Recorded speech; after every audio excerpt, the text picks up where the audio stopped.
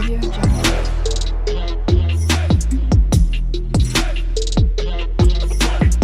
Audio Jungle.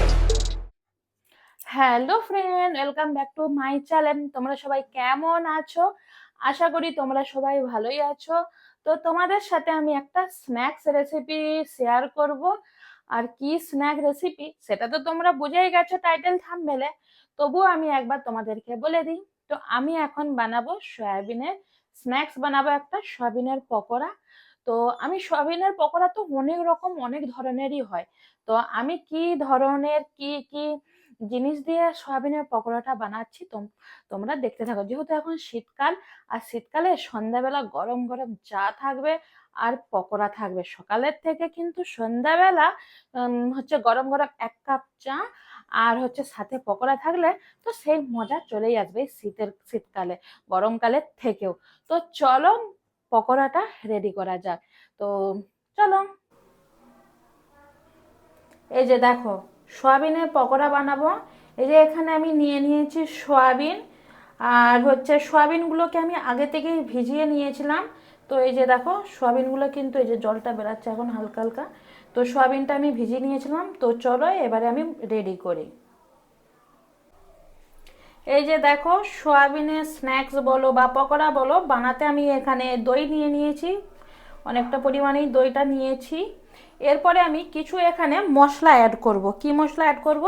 সাধারণত আমাদের রান্নাঘরে যে মশলাগুলো থাকে সেই মশলাগুলোই নিয়েছি। এই দেখো এখানে আছে বেকিং সোডা, ধনে গুঁড়ো, জিরে গুঁড়ো, লঙ্কার গুঁড়ো, হলুদ গুঁড়ো, গরম মশলা।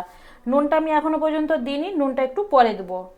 তো এখানে মশলাগুলো অ্যাড করে নিলাম। এখানে আমি পেঁয়াজ কুচি আর কাঁচা লঙ্কা কুচি দিয়ে দিলাম। এখানে আমি এরারুট 2 চামচ দেবো, আমার ঘরে এরারুট আছে খাবার তাই দিলাম।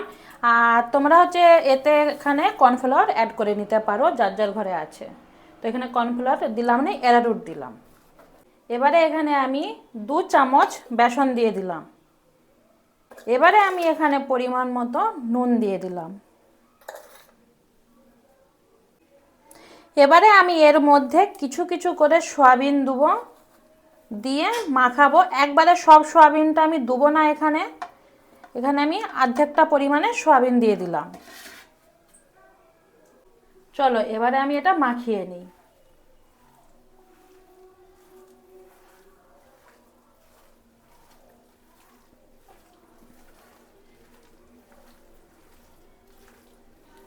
এবারে যে বাকি সয়াবিনটা আছে ওইটাও আমি দিয়ে দেব। এই যে দেখো আমার কিন্তু এই ব্যাটারটা ভালো করে মাখিয়ে নিয়েছি।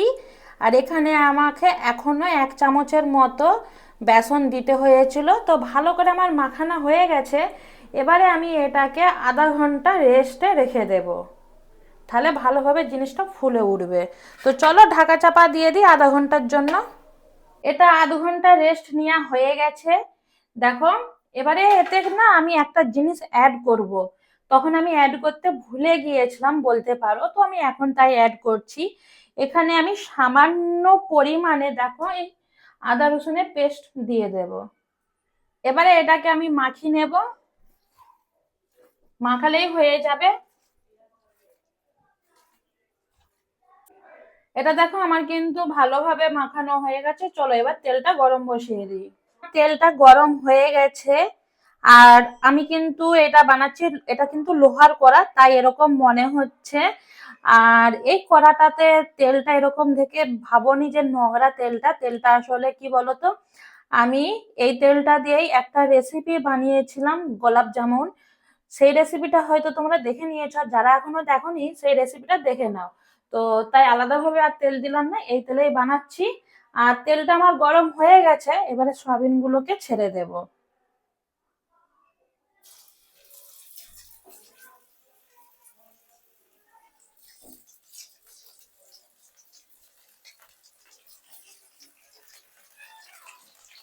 দেখো এখানে কিন্তু আমার হালকা হালকা নিচের দিকে ভাজা হয়ে গেছে।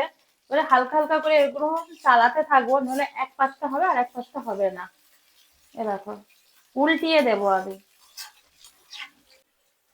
এই দেখো আমার কিন্তু সয়াবিনের পকোড়া গুলো ভাজা হয়ে গেছে লাল লাল করে। এই যে দেখতেই পাচ্ছ কত সুন্দর করে ভাজা হয়ে গেছে। এবারে একটা প্লেটে তুলে নেব। এই দেখো আমি এগুলো কিন্তু প্লেটে তুলে নিয়েছি।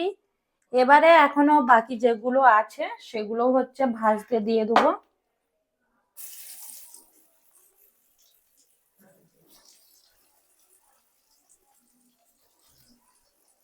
দেখো বন্ধুরা, আমার কিন্তু সয়াবিনের পকোড়া কমপ্লিট হয়ে গেছে, পুরো এক থালা।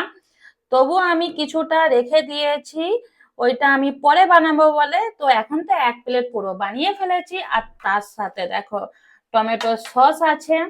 তোমরা চাইলে হারা সস দিয়ে, টমেটো সস দিয়ে খেতে পারো, তো বেশ দারুণ লাগবে গরম গরম চায়ের সাথে। তো আজকে আমার সয়াবিনের পকোড়াটা তোমাদেরকে কেমন লাগছে তোমরা জানিও। আর আমার মতন এভাবে সেম টু সেম প্রসেসে কে কে বানাও আমাকে কিন্তু জানিও, তোমাদের কমেন্টের ওয়েট করব। আচ্ছা, তোমরা আমার কাছ থেকে কি রেসিপি দেখতে চাও বা কোন ধরনের রেসিপি, একটু তোমরা আমাকে কেউ আইডিয়া দাও না। তোমাদের হচ্ছে কিছু কিছু আইডিয়াতে আমিও বানাবো, যাতে আমার বেশ ভালো লাগে তোমাদের সাথে শেয়ার করে।